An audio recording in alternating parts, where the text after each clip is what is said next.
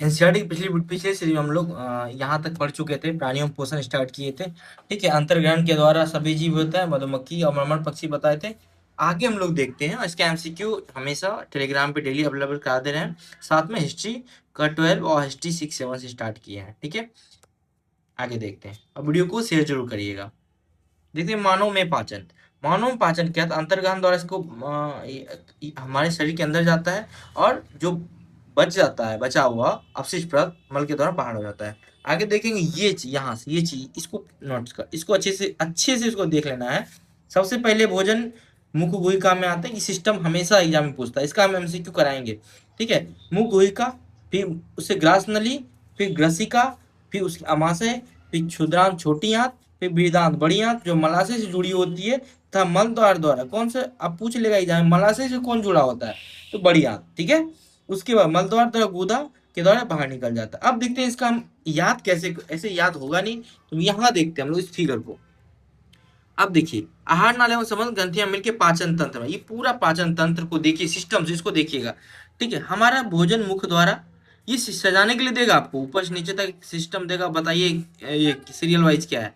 तो मुख गुहिका है ना, मुख गुहिका, यहीं पे लाल लाला ग्रंथि होता है जो लाल हमारे स्टार्च को हमारा विखंडन करता है, जो पचाने योग्य बनाता है। ठीक है, लाल रस जो होता है जिसमें एमाइलेज निकलता है।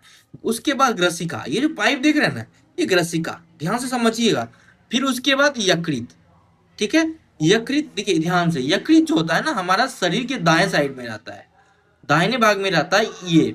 इसको बताएंगे आगे से किस कलर का रहता है, कितना बड़ा होता है, इसका कार्य क्या है, लेकिन अभी फिर समझना है सिस्टम, जो क्वेश्चन आएगा। ठीक है, तो सबसे पहले मुख, इसमें लाला ग्रंथि होती है, ग्रसिका ये पाइप, फिर यकृत। ठीक है, फिर ये यकृत के नीचे में देख रहे हैं, ये वाला पार्ट, ये पित्ताशय है। यही पित्तरस का ये निकालता है, श्रवण करता है, जो हमारे वसा के पाचन में सहायता करता है। देखिए, अब ये दाएं साइड में यकृत है और इस पित्ताशय उसके नीचे है, तो यहाँ अमाशय है। देखिए, अमाशय हमारे बाएं साइड में है, तो बाएं अमाशय कैसा है ये देखिए, है ना, इस आकार का है। इसका फिगर हम बताएंगे बाद में, ये जे आकार, जे आकार का टाइप का है, तो ये देख लीजिए। उसके बाद उसके नीचे में जस्ट अग्नाशय है। अग्नाशय का कार्य क्या क्या रहता है? अग्नाशय रस निकलता है जो हमारे भोजन को पाचन में मदद करता है, यहाँ पे आके छोटी आंत में। तो देखते जाइए, फिर यकृत के नीचे पित्ताशय, अमाशय, फिर अग्नाशय। ठीक है, इधर से जो भोजन आया, अग्नाशय में भोजन नहीं जाता है, अग्नाशय एक रस निकलता है जो पाचन में मदद करता है।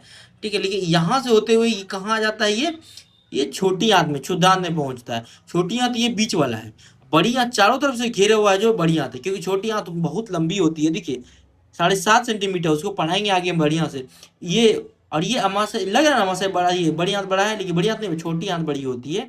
अब ये होते हुए यहाँ पे पूर्ण पाचन यही होता है। विली क्या है, इसके द्वारा कहाँ भोजन जाता है ये बताएंगे आगे हम लोग। फिर यहाँ से होते हुए बड़ी आंत प्रवेश करता है यहाँ पे, ऐसे होते होते यहाँ पे कहाँ निकल जाता है? ये मल द्वार के द्वारा निकल जाता है। तो अग्नाशय के बाद क्षुद्रांत, क्षुद्रांत के बाद बृहदांत, मलाशय, गुदा। इसको एक बार अपने से सजा लेंगे, जो एग्जाम में आएगी, ये आएगा एग्जाम में, लिख के ले लीजिए किसी न किसी एग्जाम में। अब देखिए क्या क्वेश्चन बन सकते हैं 1 9 से। भोजन का अंतर्ग्रहण किसके द्वारा होता है?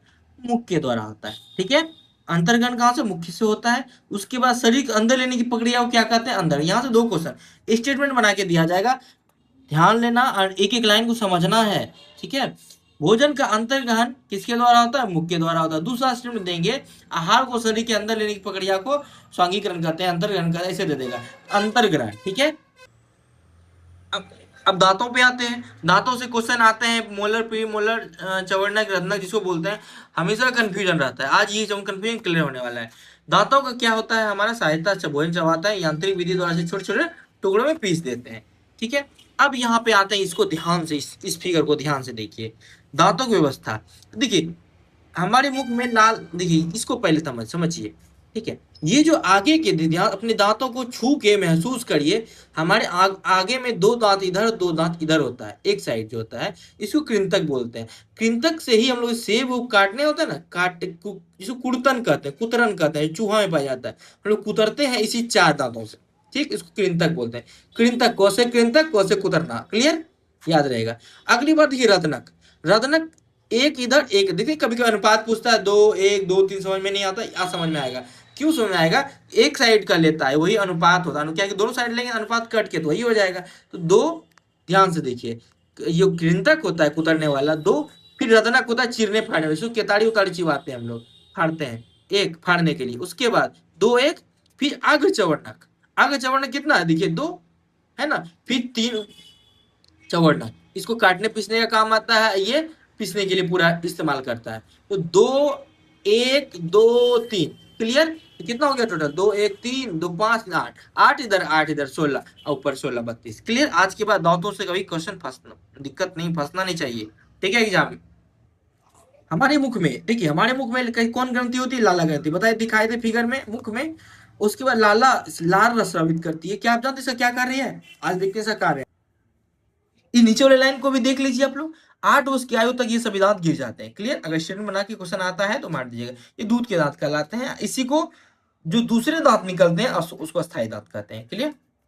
अब हम लोग देखते हैं लाल रस का क्या काम होता है। लाला रस वो लाल रस बोलते हैं कि मंड को शर्करा में बदल देता है। मंड पता है ना क्या होता है, मंड जो हमारे कार्बोहाइड्रेट हमारे शरीर में डायरेक्ट हम लोग लेते नहीं, उसको क्या करते हैं, मंड को शर्करा में, स्टेटमेंट देगा लाल रस का कार्य है मंड को शर्करा में बदलना, ठीक है। अब दे देगा दूसरा क्वेश्चन, यहाँ से कैसे आ सकता है कि मंड को किस से बदलता है, शर्करा में बदलता है, तो ध्यान रख लेना है। जीभ एक मांसल पेशी अंग है, ठीक है, स्टेटमेंट बनाएगा ऐसे ही आएगा, ऐसे देगा, जीभ एक कैसा पेशी अंग है, मांसल पेशी अंग है, जो पीछे की ओर गुहिका अधर तल से जुड़ी होती है, इसका अग्रभाग स्वतंत्र होता है। ये देखिए जीभ, ये जीभ का एक बार हम वीडियो बना के बता देंगे कहाँ पे कौन कौन सा नमकीन, कहाँ यहाँ पे नमकीन होता है, यहाँ पे कड़वा होता है, यहाँ पे मीठा होता है, यहाँ पे तीखा होता है, ठीक है। एक बार हम बताएंगे इसको फिगर बना के, इसको नीचे ध्यान रख लीजिए, बता दिए जो। अब देखिए, जीवाणु दांतों के बीच फंसे भोजन का शर्करा का विघटन कर अम्ल निमोचित करते हैं। याद है हम लोग बोलते हैं 2 बार ब्रश करना चाहिए, क्यों करना चाहिए आज पता चलेगा, इसलिए करना चाहिए, हमारे भोजन में जो बचा रहता है वो दांतों में, वो क्या करता है, हमारे एक जीवाणु पाया जाता है दांतों में, तो अम्ल का निमोचित करते हैं इसको विघटन करके, और धीरे धीरे दांतों को क्षति पहुंचाते हैं, इसे दंतक्षय कहते हैं। यदि समय रहते इसका उपचार न किया जाए, दांतों में अस्थायी पीड़ा होती है, टूट जाती है। चॉकलेट, ठंडे पेय, चीनीयुक्त मिठाइयाँ दंत क्षय के लिए मुख्य रूप से उत्तरदायी होते हैं, क्लियर। अब हम लोग देखते हैं भोजन नली में ग्रसिका। अब आसानी से आपको समझ में आएगा कि क्या ग्रसिका है, फिगर दिखा दे, यही होता है चित्रित फिगर। अगर आप चित्रित फिगर देखते ना तो जीवन भर याद रहेगा, आपको रटना नहीं पड़ेगा लुसेंट की तरह रटा। कहता है ना, निगला हुआ ग्रास नली अथवा ग्रसिका जो निकलते हैं भोजन, वो ग्रास नली, इसी को ग्रसिका भी कहते हैं, होते हुए गले एवं वक्त से होती हुई जाती है, वक्त से होते हुए कहाँ जाती है, ग्रसिका की भित्ति। उसके बाद क्या होता है ना, ध्यान ध्यान से, क्योंकि साइंस का एक एक, साइंस ही मेरिट तक पहुंचाएगा आपको, ठीक है, साइंस का एक एक लाइन इंपॉर्टेंट है। गर्सिका की भित्ति, वहां से आते गर्सिका में जो होता है वही गर्सिका से पाइप द्वारा भित्ति के संकुचन भोजन के नीचे की ओर सरकाता है। वो जो भित्ति है, ये पाइप है, उसमें एक संकुचन होता है, यही नीचे की ओर खेलता है भोजन को। उसके बाद क्या, संपूर्ण आहार नाल संकुचित होती रहती है। वास्तव में पूरा आहार नाल जो है ना संकुचित होता है, ठीक है, जिससे एक भोजन को नीचे उसका पीसना बनना जो भी है कार्य होते रहता है, क्लियर। उसके बाद क्या होता है, नीचे की ओर गति होती है, ठीक है। कभी कभी हमारा आमाशय खुले भोजन को स्वीकार नहीं करता है, कभी कभी हमारा भोजन क्या करते हैं, खाए हुए भोजन को स्वीकार नहीं करता है, फलस्वरूप क्या होता है, उसे बाहर निकाल देता है। ऐसी घटना की क्या होता है, भोजन अपने वमन किया, ठीक है। अब देखते हैं क्या होता है, कभी कभी हमारा आमाशय भोजन नहीं लेता है, जिसे हम उल्टी के रूप में बाहर कर देते हैं, क्लियर। अब देखते हैं ये क्या है, ये क्या है, ये ग्रसिका है, यही ग्रास नली है। ये क्या है जो बताए थे, इधर आपको दाया साइड में लीवर होता है, लीवर के नीचे में वो होता है पित्त होता है, ठीक है। उसके बाद यहाँ पे देखिए, ये से नीचे होते हुए पाइप होती है, यही आपका जो अमाशय है, ठीक, यही क्या है, अमाशय है। अमाशय ज्या की आकृतिक होती है, यहाँ से होते हुए जैसे ये भोजन आता है, यहाँ पे क्या होता है, यहाँ पे कार्य देखते हैं, यहाँ से क्वेश्चन बनते हैं। अब देखिए अमाशय, ये अमाशय पढ़े हम लोग। अमाशय की मोटी भित्ति वाली एक थैली नुमा संरचना होती है। अमाशय में कैसी भित्ति होती है, मोटी एक थैली नुमा संरचना होती है। आकृति आकृति कैसा होता है इसका, चपटा एवं जेका। एनटीपीसी में पूछा गया था डायरेक्ट की अमाशय की आकृति कैसी होती है, लीवर का कलर कैसा होता है, इस तरह क्वेश्चन पूछे गए हैं। उसके बाद देखिएगा, आहार नाल का सबसे चौड़ा भाग है, याद रखिए ये क्वेश्चन देगा। आहार नाल का सबसे चौड़ा भाग कौन सा है, अमाशय है। यह एक ग्रसिका ग्रास नली इससे खाद्य प्राप्त करता है, ये ग्रास नाली से प्राप्त करता है। प्राप्त करने के बाद ये दूसरी ओर क्षुदांत यानी छोटी आंत में खुलता है, क्योंकि अग्नाशय का कोई कार्य नहीं है, ठीक है। आगे देखते हैं हम लोग। कभी कभी यहाँ पे उसके बाद देखते हैं आमाशय का आंतरिक स्तर सतह, आमाशय का आंतरिक स्तर जो है सतह श्लेष्मल एससीएल तथा पाचक रस स्रावित करता है। आपको समझ में आया क्या है? आमाशय का जो भीतरी भित्ति होती है मोटी